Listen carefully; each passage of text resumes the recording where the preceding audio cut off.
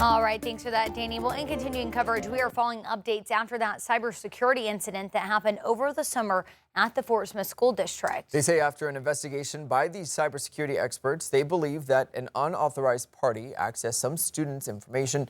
The district is now implementing new steps to protect the personal information of students and their families.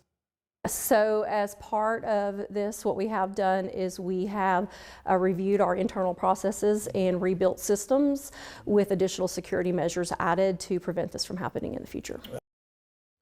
The district has directly contacted those whose personal information was accessed and will offer complimentary identity theft protection services for 1 year. And new this morning, a new park in Centerton has reportedly fallen victim to repeated vandalism. The city is asking for the public's help in identifying the culprits. The City of Centerton's Public Works Department posted on Facebook on November 17th that Cornerwood Park has been vandalized multiple times over recent weekends. The post said items are being taken out of a local food pantry and being strewn all over the park. They say please keep an eye out and call police if you see anything, the post said.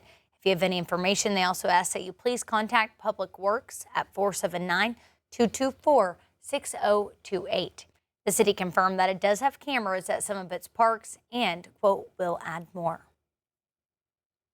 Well, in other news, a family-owned company in Fayetteville is expanding its operations by adding 60,000 square feet to its facility, along with new jobs.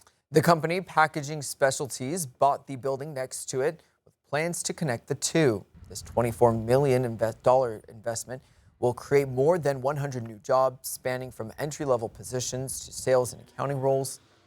The company has been a part of the Northwest Arkansas community for over 50 years. Leaders say that this expansion is about investing in its people and the region. There's such a multiplier effect to manufacturing jobs. For every one job here, you're going to have jobs in the community that support this. So you're going to have customers, suppliers, construction companies, more retail opportunities. Well, the company says that there is no timeline yet for when the new space will officially be open, but they are hopeful that this will bring big change to Arkansas. Well, this comes as during Springdale's Committee of the Whole meeting, a Tyson spokesperson confirmed that the company is moving forward with plans to acquire the former Cargill plant that closed in August. Tyson says it intends to convert the facility into a chicken processing plant and consolidate operations from other plants into the site. Over the next 3 years, the company plans to invest in upgrades and modernize the facility to handle large-scale poultry processing. Well, new this morning, growing healthcare concerns are hitting rural Arkansans. New national data shows rural communities could face shortages of primary care doctors for years to come. Research from the Commonwealth Fund says that by 2037, rural areas will have only about 2/3 of the primary care physicians they need. The shortage is most severe in the South, where there are more than 3,400 patients for every primary care doctor, compared with the national rural average of about 2,800. Many residents also cannot use telehealth due to limited internet access. Well, it's special election week in Arkansas. Early voting wrapped up Monday evening, and polling sites will be open today for those voting. Those races include Bella Vista, where voters decide on keeping a 1% sales tax. In Greenland, voters will be deciding if the city will annex property south of the city. Ozark voters are weighing in on a proposal to create a new downtown district. Election day polls will be open from 7:30 a.m. to 7:30 p.m. Well, tonight, a holiday season tradition returns to the University of Arkansas Fort Smith. The annual toy toss is happening at 6:30 tonight during the games at the Stubblefield Center. Fans are encouraged to bring soft toys to toss onto the court. All of the toys collected during the game will be distributed locally.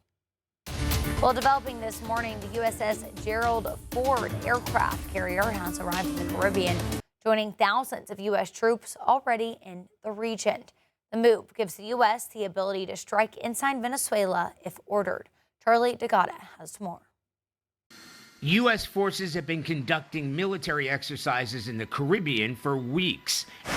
And now the USS Gerald R. Ford, the world's most advanced aircraft carrier, is within striking distance of Venezuela.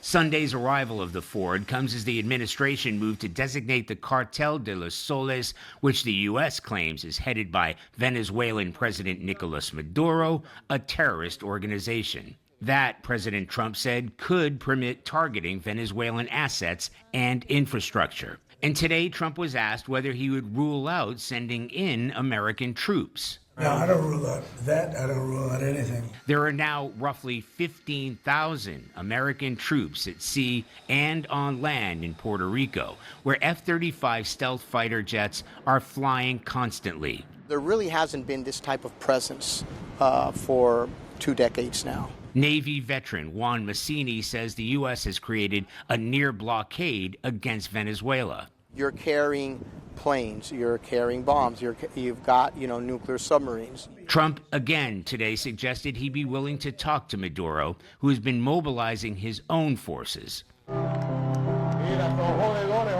while also calling for peace and quoting John Lennon. The Pentagon announced yet another strike on an alleged drug smuggling boat, this time in the eastern Pacific, killing 3 narco-terrorists. President Trump said he is willing to strike targets in Mexico to, quote, stop drugs. Mexican president says she will not allow any U.S. military action without her permission. Charlie Daggett, CBS News, San Juan, Puerto Rico. Well, the House is expected to vote as soon as today on a measure compelling the Justice Department to release all of its files related to convicted sex offender Jeffrey Epstein. The bill is expected to pass the House with Republican support, but it remains unclear whether the Senate will take up the measure. The bill would also need a signature from President Trump, which he told reporters on Monday he's willing to provide.